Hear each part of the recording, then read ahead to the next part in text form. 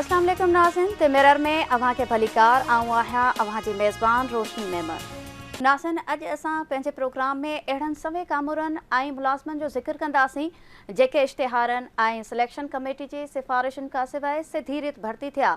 अहिड़नि भर्तियुनि बाबति नाले मातिर जांच थी ऐं ज़िम्मेवारनि ख़िलाफ़ कार्रवाई जी सिफ़ारिश बि कई वई।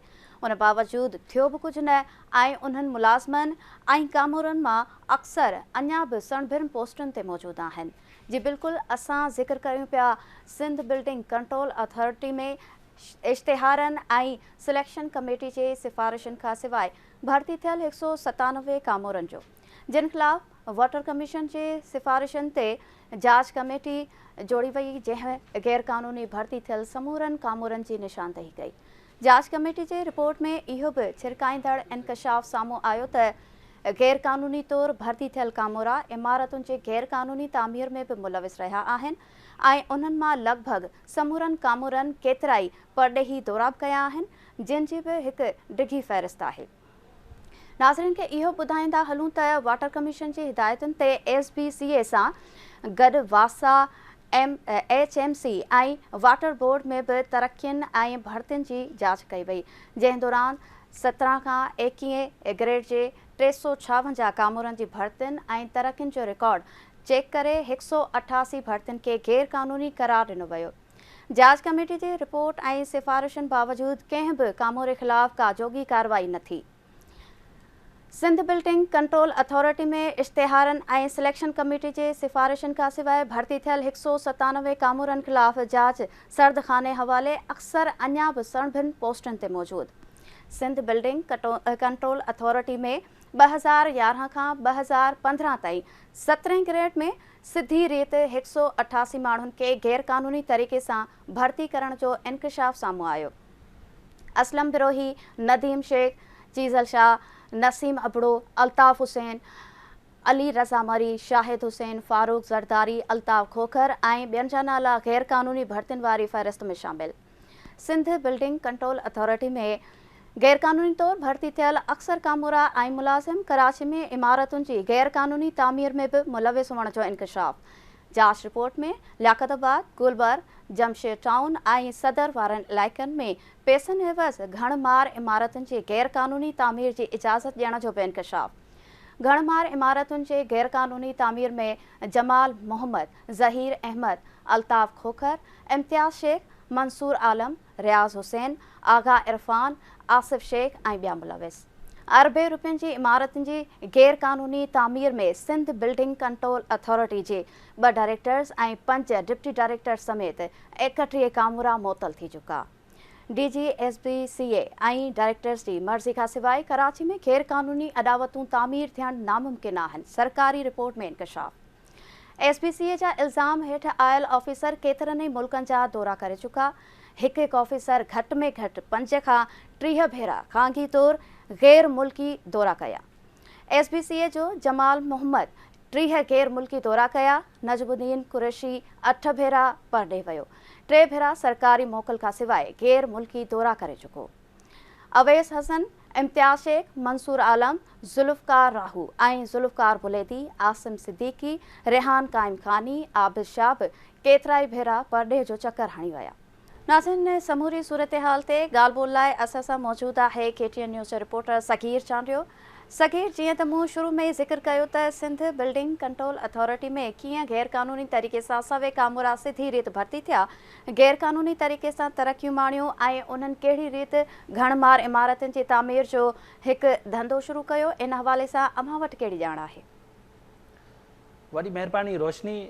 कराची शहर जी जेका करावट में corrupt system, Sindh building control authority जी नाअहली हुजे या कामोरनि जी करप्शन हुजे, उन जे करे उन जी सॼी सूंहं जेका आहे उहा उजड़ी वई आहे। हर जाइ ते गैर क़ानूनी इमारतूं जेके आहिनि उहे ठही वयूं आहिनि। हीउ शहर जेको आहे माज़ी में वॾनि वेकरनि रोडनि, रस्तनि, रोशन मार्केटनि जे करे मशहूरु हुयो, पर अॼु जेको हीउ शहर आहे उहो इमारती हाञनि ऐं बेतरतीब आबादी वारो शहर तौरु सुञातो वञे थो।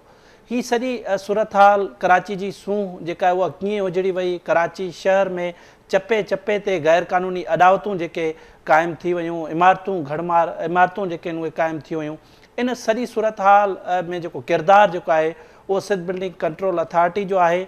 सिंध बिल्डिंग कंट्रोल अथॉरिटी में गैर क़ानूनी भर्तियूं हुजनि या गैर क़ानूनी अदावतूं हुजनि, मुख़्तलिफ़ वक़्तनि ते सरकारी रिपोर्टूं में जेके आहिनि उहे साम्हूं ईंदी रहियूं आहिनि, पर हिन इदारे में जेको आहे उहो बासर कामोर आहे जेके हिकु सिस्टम तौरु हिन इदारे खे हलाइनि था ऐं हीउ शहर जेको आहे ॾींहों ॾींहुं घड़मार इमारतनि ऐं सीमेंट जे जंग में जेको आहे उहो तब्दील थींदो पियो वञे।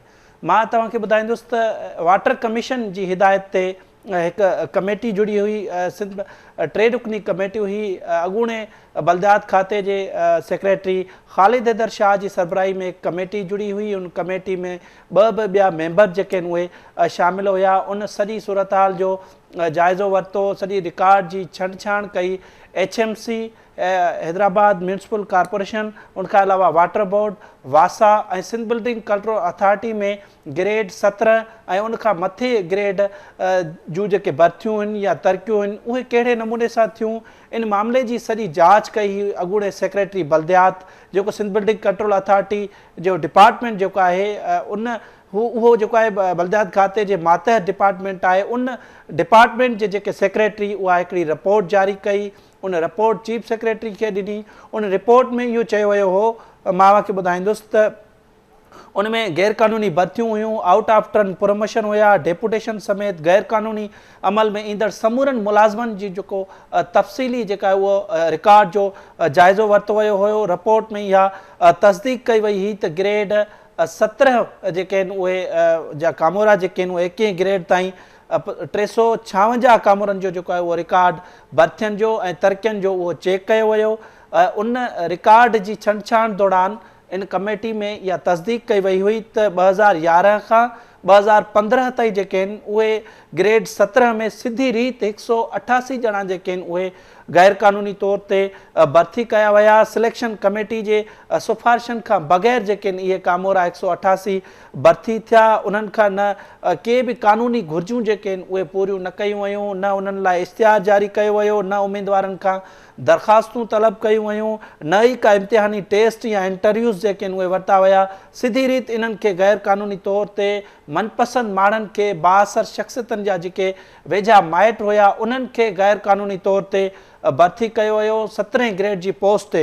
उन्हनि में मुख़्तलिफ़ जेके आहिनि उहे कामोरा शामिल आहिनि। मां तव्हांखे ॿुधाईंदुसि त उन रिपोर्ट में इहो चयो वियो हो त बग़ैर जेके एडवर्टाइज़मेंट में जेके भर्ती थियल कामोरा आहिनि उन्हनि में अमजद अली, आगा ज़हीर ख़ान, जमील अहमद मेमण, सैद आसिफ़ अली, उनखां अलावा सफदर मक्सी, जमीला, उनखां अलावा ॿिया जेके 17 ग्रेड में जेके डायरेक्ट भर्ती कया विया उन्हनि जो हिकिड़ो वॾो अंग जेको आहे एडीज़ जो शामिल आहे। उन्हनि में मोहम्मद असलम बिरोही आहे ऐं अहिड़ा इलाही जेके आहिनि उहे कामोरा इन में शामिल आहिनि। नसीम अबड़ो, इल्ताफ़ हुसैन, शाहिद हुसैन, शकील अहमद, अहमद अली, अल्लाह बख्श, अल्ताफ़ खोखर, फ़तेह मोहम्मद, राशिदा बलोच, जलील अहमद, राशिद अली, फ़िदा हुसैन, आसिफ़ अली, मतिलबु समन जी तादाद में जेके आहिनि उहे गैर क़ानूनी तौर ते सिंध बिल्डिंग कंट्रोल अथॉरिटी में भर्तियूं कयूं वयूं। उन्हनि खां कंहिं बि क़िस्म जो हिन वक़्त ताईं पुछाणो न कयो वियो आहे। हिकिड़े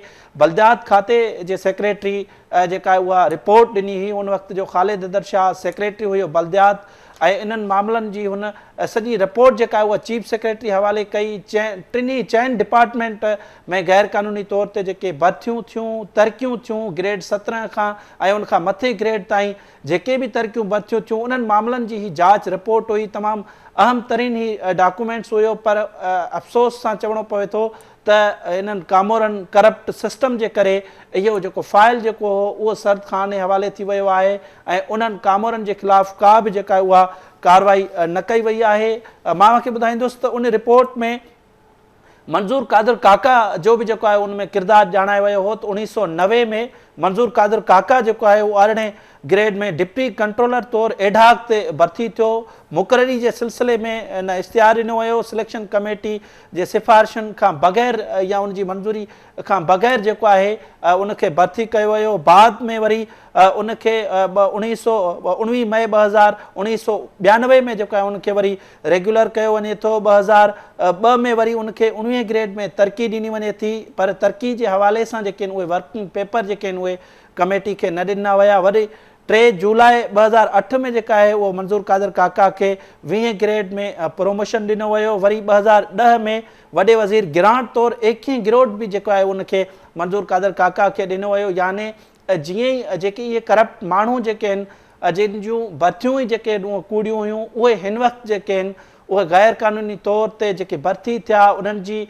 मुख़्तलिफ़ इदारनि में जांच बि जेका उहा हलंदड़ आहे, पर अञा ताईं उहे अहम उहिदनि ते वेठल आहिनि ऐं गैर क़ानूनी अदावतनि में जेको आहे उन्हनि जो अहम किरदारु जेको आहे। ऐं मां तव्हांखे ॿी हिकिड़ी अहम रिपोर्ट जेका आहे उहा ॿुधाईंदुसि त उन वक़्तु जेको आहे बलदियात खाते जो सेक्रेटरी रोशन अली शेख जेको आहे हुयो ऐं उन तक़रीबन 31 कामोरनि खे कराची में अरबे रुपयनि जूं जेके गैर क़ानूनी इमारतनि जी तामीर में मुलविस जेके कामोरा हुया उन्हनि खे मुअत्तिल कयो वियो हो। उन्हनि नोटिफिकेशन में इहो ॼाणायो वियो हो त ही करप्शन में मुलविस आहिनि, ही गैर क़ानूनी अदावतनि में मुलविस आहिनि ऐं उन्हनि खे उन बुनियाद ते जेको आहे उहो मुअत्तिल कयो वियो। जंहिंखां पोइ उन्हनि समूरी मामले जी जांच थी। जांच रिपोर्ट में इहा तस्दीक थी त इहे 31 कामोरा जेके आहिनि उहे गैर क़ानूनी अदावतनि में मुलविस आहिनि, पर थियो ईअं जो करप्ट सिस्टम जेको आहे उहो कामयाबु थी वियो। अरबे रुपयनि जी रिश्वत एवज़ जेको आहे उन्हनि खे कामोरनि खे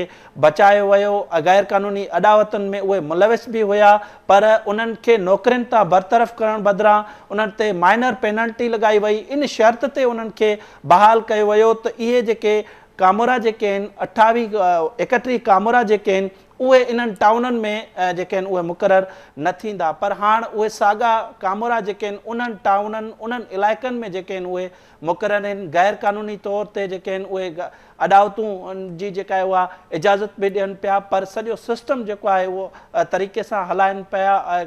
शहज़ाद जेको आहे अराई जे नाले सां ॿुधाए पियो वञे त उहो सिस्टम जो जेको आहे सरगनो आहे ऐं इन सॼी सूरत हाल खे जेको आहे उहो उन में किरदारु अदा करे रहियो आहे। मुख़्तलिफ़ माण्हू जेके आहिनि उहे इन में इल्माल आहिनि। इन रिपोर्ट में रोशनी मां तव्हांखे ॿुधाईंदुसि त उन में जेके 31 कामोरा हुया उनमें केतिरा ई जेके आहिनि उहे कामोरा उन्हनि खे बहाल कयो वियो। शुराइती तौर ते 21 कामोरनि खे बचायो वियो हो। उन्हनि कामोरनि में जेके आहिनि उहे मां तव्हांखे नाला ॿुधाईंदुसि त उन्हनि असिस्टेंट डायरेक्टर आहे इम्तियाज़ुल हक़, मंसूर आलम, रियाज़ हुसैन, ज़ुल्फ़कार अली, आगा इरफान अली, नजमुद्दीन कुरैशी, आसिम हुसैन सिद्दीकी, मुस्तफ़ा जमील, ज़ुल्फ़कार अली, आसिफ हुसैन शेख समेत 31 कामोरा हुया ऐं इन्हनि खे तरीक़े सां जेको आहे उहो बचायो वियो। बाक़ी जेके 10 कामोरा हुया उन्हनि खे नौकरियुनि तां बरतरफ़ करणो हुयो।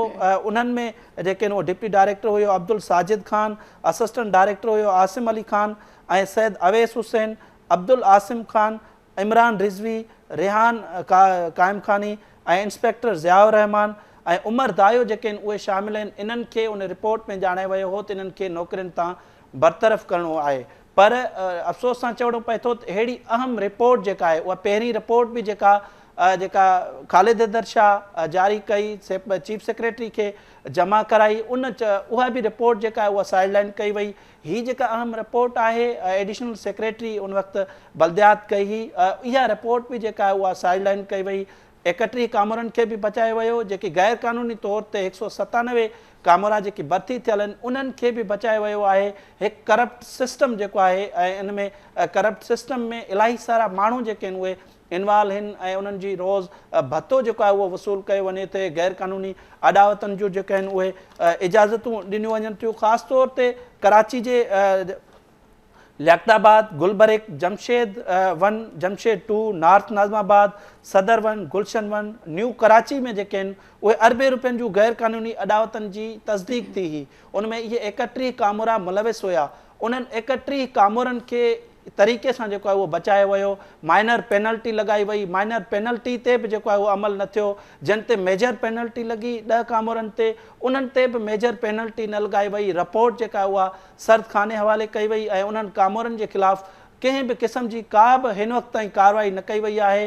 गैर क़ानूनी तौर ते इहे भर्ती थियल आहिनि ऐं इहा तस्दीक थी उन वक़्त जे सेक्रेटरी ख़ालिद अदर शाह उन रिपोर्ट में इहा तस्दीक कई हुई त हीअ गैर क़ानूनी तौर ते भर्ती थियल आहिनि। इन्हनि जूं के बि क़िस्म जूं जेके आहिनि उहे क़ानूनी घुरिजूं जेके आहिनि उहे पूरियूं न थियल आहिनि। उन जे बावजूद बि सिंध बिल्डिंग कंट्रोल अथॉरिटी जो जेकी अहम कामोर आहे, ख़ासि तौर ते डायरेक्टर जनरल जेको आहे उहो निंड सुतल आहे, या हिन वक़्तु जेको आहे सेक्रेटरी बल्दियात नजम शाह जेको आहे उहो बि फाइल जेको आहे हिन वक़्तु लिकाए छॾियो आहे। इन्हनि कामरनि जे ख़िलाफ़ कंहिं बि क़िस्म जे जेका उहा कार्रवाई नथी कई वञे। ॿी जेका ही गैर क़ानूनी अदावतनि जे हवाले सां जेका ही रिपोर्ट आहे, इहा रिपोर्ट बि साइड लाइन कई वई आहे। उन्हनि कामरनि जे बि ख़िलाफ़ का कार्रवाई न कई वई आहे। हालांकि जॾहिं इन्हनि खे बहाल कयो पियो वियो त इहा उन्हनि में शर्त रखी वई हुई त इहे 8 टाउननि में इहे मुक़ररु न थींदा, पर हिन वक़्तु उहे समूरा कामोरा उन्हनि जे ख़िलाफ़ न मेजर पेनल्टी लॻी न माइनर पेनल्टी लॻी आहे ऐं इहे कामोरा जेके आहिनि हिन वक़्तु बि जेको आहे गैर क़ानूनी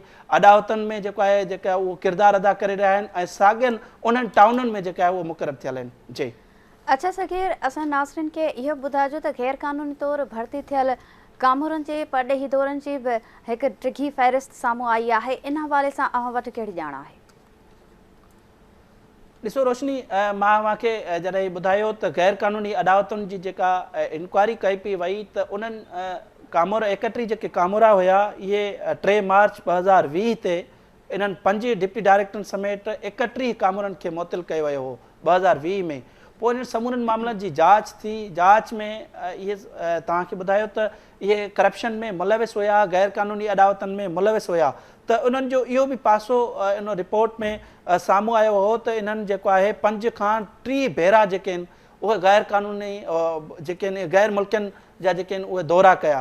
त उन रिपोर्ट में इहो चयो वियो हो त जमाल महमद जेको आहे 2008 खां 2020 ताईं 3 भेरा जेके आहिनि उहे गैर मुल्की दौरा कया, जिन मां 11 दौरा जेके आहिनि उहे बर्तानिया जा कया, 8 थाईलैंड जा 8 भेरा थाईलैंड वियो ऐं ॿियनि मुल्कनि जा जेके आहिनि जमाल महमद दौरो कयो। अहिड़ी रीति जेको आहे उहो असिस्टेंट डायरेक्टर आहे नजमुद्दीन कुरैशी, उन बि 8 भेरा जेको आहिनि उहे पंहिंजनि ख़र्चनि ते गैर मुल्की दौरा करे थो। 3 भेरा जेको आहे उहो सरकारी मोकल खां बग़ैर जेके आहिनि उन गैर मुल्क दौरा कया। अहिड़ी रीति SPC जो कामोर आहे सैयद अवैस हुसैन, उन बि 2014 खां 2019 ताईं 11 भेरा जेका आहे उहा गैर मुल्की दौरा कया। साॻी रीति इम्तियाज़ुल हक़ बि 16 भेरा दौरा कया, जिन मां 9 भेरा जेको आहे उन्हनि मोकल ई न वरिती, यानी सिंध बिल्डिंग कंट्रोल अथॉरिटी जे आला अख़्तियारियुनि खां या उनखां अलावा सेक्रेटरी बल्दियात खां उन्हनि मोकल ई न वरिती त हू ॿाहिरि मुल्क वञी रहियो आहे। अहिड़ी रीति मंसूर आलम जेको आहे उहो 7 भेरा ॿाहिरि मुल्क वियो, ज़ुल्फ़कार अली राहू 19 भेरा, ज़ुल्फ़कार अली बुलैदी जेको आहे उहो 10 भेरा वियो, इरफान अहमद खान 7 भेरा जेके उहो गैर मुल्की दौरा कया आहिनि। अहिड़ी रीति आसिम हुसैन सिद्दीकी बि 8 सालनि में जेको आहे उहो 13 भेरा ॿाहिरि मुल्क वियो। अहिड़ी रीति रिहान अहमद क़ाइम खानी बि जेको आहे उहो 2017 खां 2019 ताईं 5 भेरा जेको आहे मुल्क खां ॿाहिरि वियो। अहिड़ी रीति मुस्तफ़ा जमील जेको आहे उहो मलाइशिया समेत 5 भेरा जेके उहो गैर मुल्की दौरा कया। मोहम्मद शहरियार मक़सूद जेको आहे उहो 3 भेरा जेको आहे उहो दौरा कया। अहिड़ी रीति बिल्डिंग इंस्पेक्टर जेको आहे सैयद आबिद अली उहो 13 भेरा जेको आहे ॿाहिरि मुल्क वियो। हाणे अव्हां ॿुधायो त ही असिस्टेंट डायरेक्टर आहिनि ऐं ही उनखां अलावा इंस्पेक्टर लेवल जा ऑफिसर आहिनि। एतिरनि 3 भेरा जेके आहिनि उहे पंहिंजनि ख़र्चनि ते बर्तानिया वञनि था, UK वञनि था, सऊदी अरेबिया वञनि था, छाकाणि जो इहे गैर क़ानूनी अदावतनि में मुलविस हुया, उतां पैसो कमाए ॿाहिरि मुल्कनि में जेके आहिनि ही अयाशूं कंदा रहिया। इहा रिपोर्ट में उहो वाज़े कयो वियो हो त ही गैर क़ानूनी अदावतनि में मुलविस आहिनि। 8 टाउननि में इन्हनि खे मुक़ररु न कयो वञे ऐं बाद में जेके जिते हिननि करप्शन न कई आहे हाणे उते उहे मुक़ररु थींदा, पर ईअं बि न थियो। साॻियनि टाउननि में जिते हिननि जी सेटिंग ठहियल हुई उन्हनि टाउननि में वरी मुक़ररु थी विया आहिनि ऐं साॻियनि कमनि सां जेके आहिनि उहे लॻी विया आहिनि। जी अच्छा सगीर, इहो ॿुधाइजो त ही कामोरा हिकु त गैर क़ानूनी तौरु भर्ती थिया, ॿियो वरी गैर क़ानूनी तौरु तरक़ियूं माणियूं, उन सां गॾोगॾु इहे इमारतुनि जे गैर क़ानूनी तामीर में बि मुलविस आहिनि। छा इन्हनि खे को पुछण वारो नाहे या इहो एतिरा बाअसर आहिनि त जांच कमेटी जे सिफ़ारिशुनि बावजूदि संदनि ख़िलाफ़ का कार्रवाई नथी थिए? ॾिसो रोशनी, सिंध बिल्डिंग कंट्रोल अथॉरिटी में मां सम्झंदुसि त उनमें वॾे पैमाने ते मतिलबु सवनि जी तादाद में उनमें गैर क़ानूनी तौर ते भर्तियूं थियल आहिनि ऐं उन्हनि भर्तियुनि जी तस्दीक बि जेको आहे उहो ख़ालिद हैदर शाह करे चुको आहे, पर इन्हनि जे ख़िलाफ़ कार्रवाई छो नथी थिए, इहो हिकिड़ो वॾो सुवालु आहे। छा नेब जेको आहे उहो कहिड़ो किरदारु अदा करे रही आहे इन गैर क़ानूनी भर्तियुनि वारे मामले जी? जेको आहे 2011 खां 2015 ताईं जेके गैर क़ानूनी तौरु भर्तियूं थियूं आहिनि उन्हनि मामलनि जी नेब में बि जेको आहे उहा जांच हलंदड़ आहे, पर हिन वक़्त ताईं उन्हनि कामोरनि खे नौकरियुनि तां न हटायो वियो आहे। अहम उहिदनि ते जेके आहिनि उहे मुक़ररु थियल आहिनि। ऐं मां मूंखे ॿुधाईंदुसि त एंटी करप्शन जेको आहे, करप्शन जे ख़ात्मे लाइ डिपार्टमेंट क़ाइमु थियल आहे, या CM इंस्पेक्शन टीम जेका आहे उहा बि वज़ीर आला इंस्पेक्शन जी उनखे जेका आहे जेके बि उहो इंक्वायरी मोकिलींदो आहे उनजी इंक्वायरी कंदो आहे, पर इहे समूरा जांच कंदड़ इदारा जेके आहिनि उहे ख़ामोश बणियल आहिनि। इन्हनि कामोरनि जे ख़िलाफ़ कंहिं बि क़िस्म जी कार्रवाई जेका उहा नथी कई वञे। मूंखे त जेका उहा पंहिंजे ज़रिए इहो ॿुधायो आहे त एंटी करप्शन खे जेको आहे उहा ख़ासि मना थियल आहे त सिंध बिल्डिंग कंट्रोल अथॉरिटी जे ख़िलाफ़ कंहिं बि क़िस्म जी जेका उहा कार्रवाई नाहे करणी, भली हू गैर क़ानूनी अदावतनि में मुलविस हुजनि या गैर क़ानूनी उन्हनि जूं भर्तियूं थियल हुजनि या को ॿियो जेको आहे मामिलो या करप्शन जे मामला जेके आहिनि उहे उनमें मुलविस हुजनि, उन्हनि जे ख़िलाफ़ जेको आहे उहा कंहिं बि क़िस्म जी का FIR जेका आहे उहा साम्हूं न ईंदी। तव्हांखे एंटी करप्शन डिपार्टमेंट ख़ासि तौर ते आला अख़्तियारनि जेको आहे एंटी करप्शन ईस्ट वेस्ट समेत सॼी कराची में जेको आहे एंटी करप्शन जे अख़्तियारनि खे मना थियल आहे त सिंध बिल्डिंग कंट्रोल अथॉरिटी जे कंहिं बि कामोरे जे ख़िलाफ़ का बि जेको आहे उहा इंक्वायरी नाहे करणी, ना ई को छापो हणिणो आहे। तव्हां ॾिठो हूंदो त गुज़िरियल केतिरे ई अरसे खां उन्हनि जे ख़िलाफ़ कंहिं बि क़िस्म जी एंटी करप्शन जेको आहे उहा कार्रवाई न पियो करे। जी अच्छा सगीर, इहो ॿुधायो त कराची में इमारतुनि जी गैर क़ानूनी तामीर जो कारोबार सभ खां वधीक कहिड़नि इलाइक़नि में थिए थो? छा जांच रिपोर्ट में उन्हनि इलाइक़नि जी बि निशानदही थियल आहे? जी बिल्कुलु रोशनी, मां तव्हांखे जीअं ॿुधायो त कराची जे मुख़्तलिफ़ टाउननि में गैर क़ानूनी अदावतूं हूअं त शहर जे चपे चपे ते जेके आहिनि उहे गैर क़ानूनी अदावतनि जो सिलसिलो जेको आहे उहो वॾे अरसे खां हलंदड़ आहे। उनमें मुख़्तलिफ़ डायरेक्टर जनरल हुजनि या सूबाई वज़ीर हुजनि, या इन रिपोर्ट में बि चयो वियो हो त इन में अहम माण्हू जेके आहिनि उहे मुलविस आहिनि। उनमें सिंध बिल्डिंग कंट्रोल अथॉरिटी जे DG जो बि किरदारु अची वञे थो। सिंध बिल्डिंग कंट्रोल अथॉरिटी जे हेठी सतह जा माण्हू बि जेके आहिनि उहे इन में मुलविस आहिनि, सियासतदान मुलविस आहिनि, मुख़्तलिफ़ माण्हू जेके आहिनि उहे इन में मुलविस आहिनि। उन्हनि जी मदद सां जेको आहे हीउ सॼो कमु थिए पियो ऐं करप्ट माफ़िया खे जेको आहे उहा हथी वठराई पई वञे, पर जांच कंदड़ इदारा जेके आहिनि उन्हनि जेके उहे ख़ामोश बणियल आहिनि। इन्हनि मामलनि ते जेका उहा नज़र हेठि कयूं वेठा आहिनि ऐं उन्हनि जे ख़िलाफ़ कंहिं बि क़िस्म जी जेका उहा कार्रवाई नथी कई वञे। तव्हांखे ॿुधाईंदुसि त लियाक़ताबाद, गुलबर्ग, जमशेद 1, जमशेद 2, सदर टाउन, नाज़माबाद, गुलशन 1 समेत न्यू कराची हुजे, मुख़्तलिफ़ टाउननि में जेको आहे उहो गैर क़ानूनी अदावतनि जो सिलसिलो हलंदड़ आहे। पोर्शन जी जेका उन्हनि खे इजाज़त ॾिनी वञे थी। जेकॾहिं तव्हां ॾिठो हूंदो त गैर क़ानूनी तौर ते जेके इमारतनि जी इजाज़त ॾिनी वञे थी उन्हनि जे ख़िलाफ़ कंहिं बि क़िस्म जी का कार्रवाई जेका उहा नथी कई वञे। ऐं हिकिड़ो सिस्टम जेको आहे उन सिस्टम में मुख़्तलिफ़ माण्हू जेके आहिनि उन सिस्टम खे हलाइनि था। उनमें शहज़ाद अराइन जो बि जेको आहे उहो नालो ॿुधाए पियो वञे, उहो बि इन मामले में जेको आहे उहो किरदारु अदा करे रहियो आहे। पर सिंध हुकूमत जूं आला अख़्तियारियूं जेके आहिनि उहे इन मामले में ख़ामोश आहिनि। सगीर, हिन वक़्तु DG SBCA इसाक खोड़ो साहब असांखे प्रोग्राम में ज्वाइन कयो आहे। वरी महिरबानी इसाक खोड़ो साहब, ॿुधाइजो त कराची में गैर क़ानूनी अदावतुनि जी रोकथाम लाइ अव्हां कहिड़ा क़दम खयां आहिनि? जी इसाक साहब, आवाज़ अचेव पियो?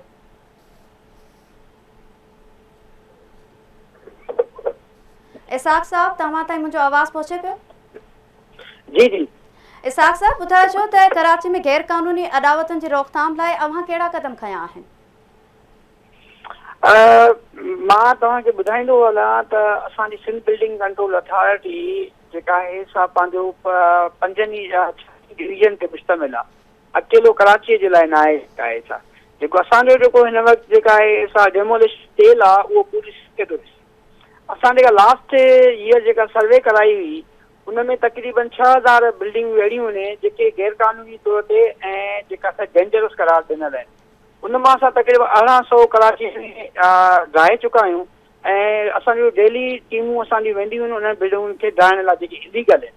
त इन में असांजो हिकिड़ो सेल पंहिंजो डेवलप थियल आहे जंहिंजो नालो ई आहे हिकु इलीगल कंस्ट्रक्शन जे लाइ जेको डिमोलिश करण लाइ असांजो सेल आहे। उन में असांजो हिकिड़ो ADG आहे, एडिशनल डायरेक्टर जनरल, उनखे उहो हेड कंदो आहे ऐं तक़रीबन असांजी 5 टीमूं डेली वेंदियूं आहिनि, 5 या 8 वेंदियूं आहिनि डेली, जेके इलीगल कंस्ट्रक्शन जे ख़िलाफ़ क़दम खणंदियूं आहिनि। अच्छा इसाक साहब, इहो ॿुधाइजो त कराची में गैर कानूनी अदावतुनि में मुलविस कामूरनि खे पहिरीं मुअतल कयो वियो, बाद में उन्हनि खे इन शर्त ते बहाल कयो वियो त उहे 8 टाउन्स में मुक़ररु न थींदा, पर उन बावजूदि हू जेके कामूरा आहिनि उन्हनि टाउन्स में कमु कनि पिया। न उन में 10 खे त जेका आहे सा मेजर पनिशमेंट आई हुई, बाक़ी 21 जेके ॼणा आहिनि उन लाइ मुख़्तलिफ़ वक़्तनि ते उन जे लाइ जेका आहे सा जेके मूंखां अॻु में जेके DG साहिबान हुआ ज़रूरु उन लाइ उन्हनि खे पर्सनल हेयरिंग ॾिनी हूंदऊं या का पेनल्टी उन्हनि खे ज़रूरु मिली हूंदी। उहो उनखे ॾिसणो ई पवंदो असांखे त उनजो 21 ॼणा जेके आहिनि उन्हनि जो छा स्टेटस हिन वक़्तु जेको आहे। मां हिन पोज़ीशन में न उन्हनि 21 ॼणनि जो स्टेटस तव्हांखे मां ॿुधाए सघां। अच्छा ठीकु आहे इसाक खोड़ो साहब, तव्हां सां लाइन ते ई मौजूदु रहिजो। सकीर, तव्हां अगरि इसाक खोड़ो साहब खां कुझु पुछणु चाहियो। इसाक साहब खां मुंहिंजो इहो सुवालु आहे त 3 मार्च 2020 ते डिप्टी डायरेक्टरनि 5 डिप्टी डायरेक्टर हुया ऐं 31 कामोरा हुया, त उन्हनि खे इन शर्त ते मुअतल कयो वियो हो त इहे जेके आहिनि उहे कामोरा जेके आहिनि उहे करप्शन में मुलविस आहिनि ऐं उन्हनि जी जेका उहा जांच थी ऐं जांच में तस्दीक थी त इन्हनि 8 टाउननि में गैर कानूनी तौर ते इन्हनि अदावत कई आहे। हाणे इन्हनि ते मेजर पेनल्टी लॻाई वञे ऐं उनमें 10 कामोरनि ते मेजर पेनल्टी लॻणी हुई। छा उहा अञा ताईं जेके आहिनि उहो उन्हनि जे ख़िलाफ़ु कार्रवाई थी आहे या न? बाक़ी एक जेके कामोरा आहिनि उन्हनि खे इन शर्त ते बहाल कयो वियो त इहे 8 कामोरा जे 21 कामोरा आहिनि उहे इन्हनि टाउननि में मुक़ररु न थींदा। उहे 21 कामोरा बि जेके आहिनि उन्हनि टाउननि में मुक़ररु कनि पिया, मुक़ररु थियल आहिनि ऐं 10 जेके कामोरा ॿिया आहिनि जिन ते मेजर पेनल्टी यानी रिमूव फ्रॉम सर्विस थियणा हुया उहे बि कमु कनि पिया, उन जे ख़िलाफ़ु कार्रवाई छो नथी थिए? जी इन में मां तव्हांखे अर्ज़ु कयां त जेके इहे जेके 10 जेके असांजा कुझु इंस्पेक्टर हुया, कुझु असिस्टेंट डायरेक्टर हुया, तंहिंमें 1-2 साउथ जा हुया, 1-2 असांजा जेका डिस्ट्रिक्ट जा हुया, उहे हलिया विया हुया हाई कोर्ट में। हाई कोर्ट वारनि हिननि खे तक़रीबन 3 महीना खनि अॻु में हिकिड़ो माना डिसीशन ॾिनो आहे जंहिंमें उनखे माना मेजर पेनल्टी ॾिनी वई हुई। त उन में उन जेका हाई कोर्ट जेका आहे सा री इंक्वायरी लाइ लिखियो आहे। उहा हिन वक़्तु जेका आहे सा री इंक्वायरी जेका आहे सा पेंडिंग आहे पंहिंजो असांजे लोकल गवर्नमेंट डिपार्टमेंट में ऐं उन ते जेका आहे सा असांजो स्पेशल सेक्रेटरी साहब कमु करे रहियो आहे। उनखे नोटिसिस बि इशू थी विया आहिनि ऐं उहा हिकिड़ो दफ़ो ॿीहर उहा इंक्वायरी री इनिशिएट थी वई आहे। अच्छा इसाक साहब, मुंहिंजो अव्हां खां ॿियो सुवालु आहे, हीउ जेको SBC डिपार्टमेंट आहे उहो बल्दियात खाते जे मातहत आहे। हिकिड़ो सेक्रेटरी बल्दियात ख़ालिद हैदर शाह रिपोर्ट ॾिए थो, रिपोर्ट में इहा तस्दीक करे थो त 188 ॼणा जेके आहिनि उहे गैर कानूनी तौर ते भर्ती थियल आहिनि। सिधी रीति उनमें न एडवर्टाइज़मेंट कई वञे थी, न उन्हनि जे लाइ कानूनी घुर्जी पूरियूं कयूं वञनि थियूं। उन सेक्रेटरी जी रिपोर्ट सफ़ा साइडलाइन कई वञे थी। डायरेक्टर जनरल तव्हां हाणे आया हो, पर उनखां अॻु बि जेका आहे उहा डायरेक्टर जनरल कंहिं बि क़िस्म जी का इंक्वायरी नाहे कई ऐं उनमें तस्दीक कई वई त 17 ग्रेड ऐं उनखां मथे जेके बि भर्तियूं थियूं आहिनि ऐं तरक़ियूं थियूं आहिनि उनमें जेको आहे SBC जो बि डिपार्टमेंट शामिलु हुयो, त उन जे ख़िलाफ़ु तव्हां कार्रवाई छो नाहे कई? ऐं उहे कामोरा जेके आहिनि उनमें जमील अहमद मेमूर समेत तक़रीबन 197 कामोरा आहिनि उहे गैर कानूनी तौर ते भर्ती थिया, उन्हनि जे ख़िलाफ़ु तव्हां कार्रवाई छो नाहे कई? ऐं उहा रिपोर्ट हिकिड़े सेक्रेटरी बल्दियात जी रिपोर्ट उहा साइडलाइन कई वञे थी। बिल्कुलु तव्हां सही था चओ, इहा इन में माना सचाई आहे त ख़ालिद हैदर शाह इहा ई रिपोर्ट ॾिनी हुई, पर तव्हांखे शायदि इल्मु हूंदो त उहा रिपोर्ट बाद में वरी हाणे इन ते अञा ताईं इहा ई माना साॻी इंक्वायरी नेब में पेंडिंग आहे। इहो ई साॻियो ई केस नेब में बि हली रहियो आहे ऐं साइमल्टेनियसली इहो ई साॻियो केस जेको आहे सो FIA में बि हली वियो आहे। इन जे करे शायदि जेको साइमल्टेनियसली जेके ॿई केसिस हलनि था पैरेलल था हलनि त इन करे का इंक्वायरी डिपार्टमेंट असांखे इनिशिएट नथो करे। हुननि मां ॾिसो उहो छा था कनि। बहरहाल जेका लास्ट जेका मूंखे जेका मालूमात आहे उहा इहा ई आहे त इहा इंक्वायरी नेब में ऐं FIA में साइमल्टेनियसली हले पई।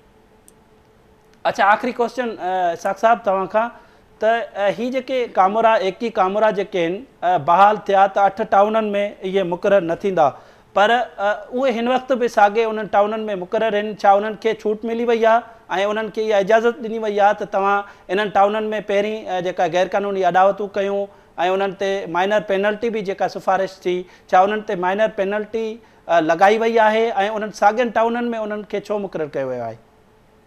इहो मां तव्हांखे हिकिड़ो तव्हां इहो सही सवाल कयो आहे।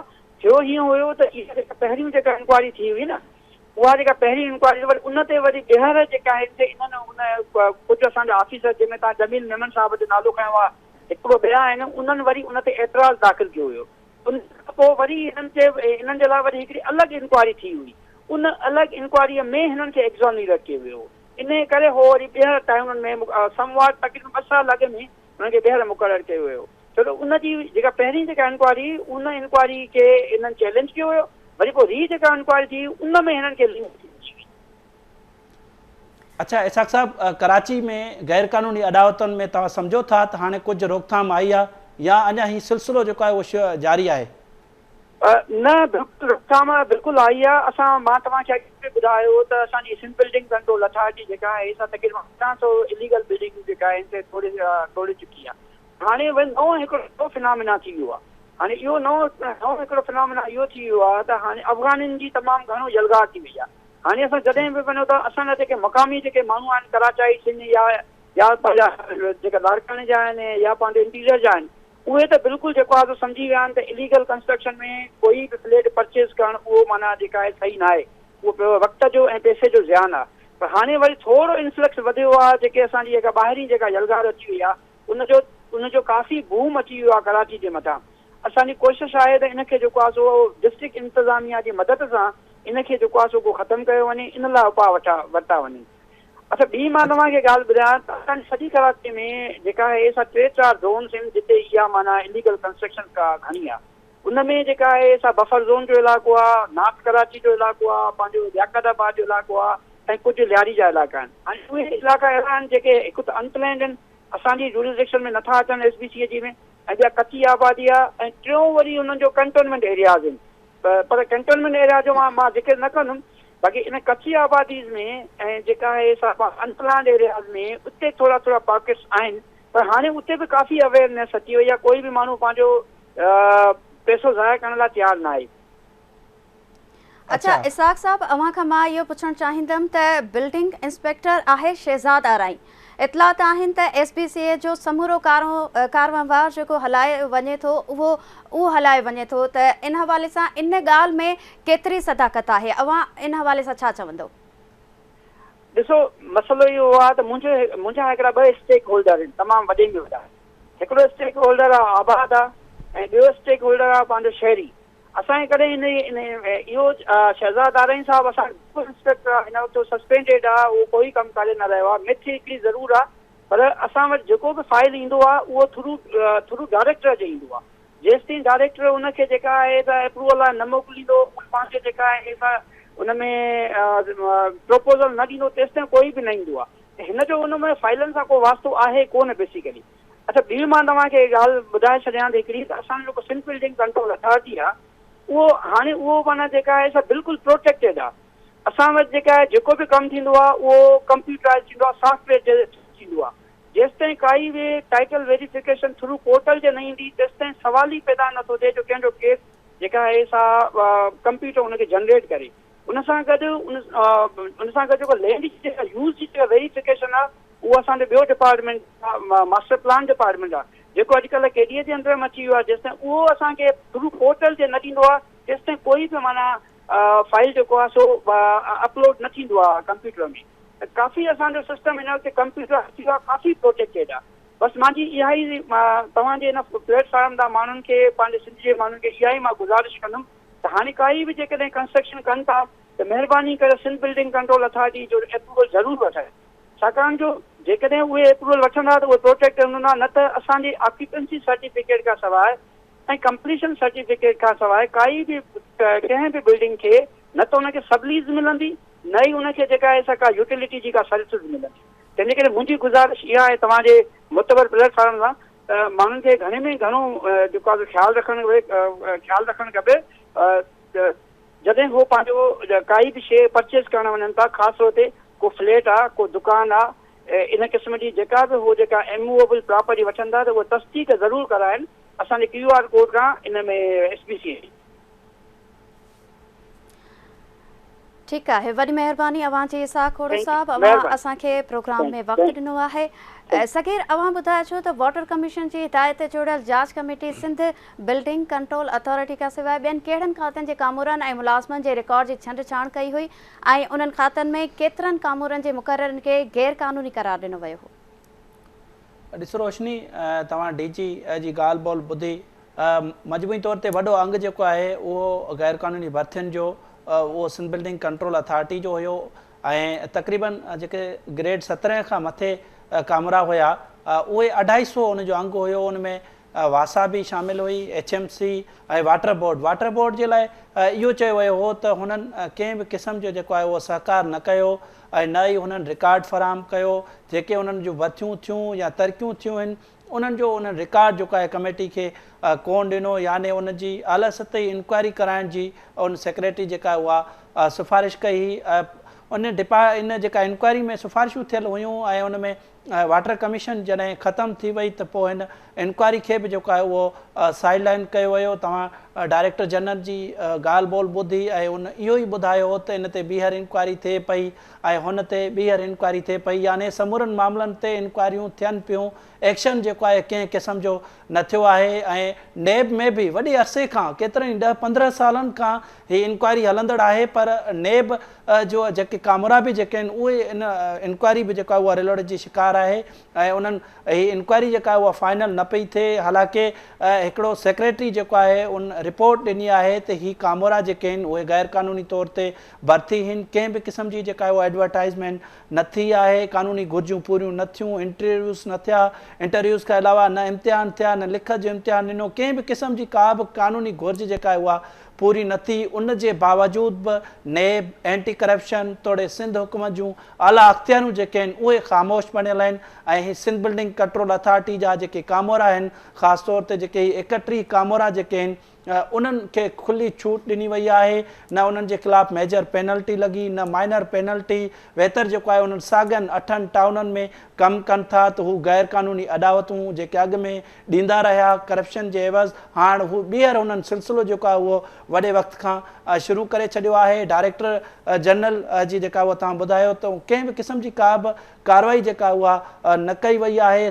सॼा मामला जेके आहिनि उहे हलंदड़ ॼाणाए विया आहिनि ऐं उनखां अलावा जेका वाटर कमीशन वारी रिपोर्ट आहे उन ते बि कंहिं क़िस्म जी का कार्रवाई न थी ऐं हीअ जेको आहे ॾींहों ॾींहुं शहर जेको आहे उहो गुंजान आबादी वारो शहर सीमेंट जे जंग में तब्दील थींदो पियो वञे। तमामु घणा गैर क़ानूनी अदावतनि जे हिसाब सां वॾा मसइला जेके आहिनि उहे जनम वठी रहिया आहिनि, पर सिंध हुकूमत इन मामले खे संजीदा जेका उहा न वरितो आहे। जी ठीकु आहे सगीर, अव्हांजी वॾी महिरबानी हिन अहम मामले ते अव्हां असांजे नाज़रीन खे ॼाण ॾिनी आहे। नाज़रीन, अॼोके प्रोग्राम में फ़िलहालु एतिरो ई, ईंदड़ प्रोग्राम में वरी कंहिं ॿिए नए इशू सां गॾु हाज़िर थींदासीं। तेसीं ताईं पंहिंजी मेज़बान रोशनी मेमन खे ॾींदा इजाज़त। अल्लाह।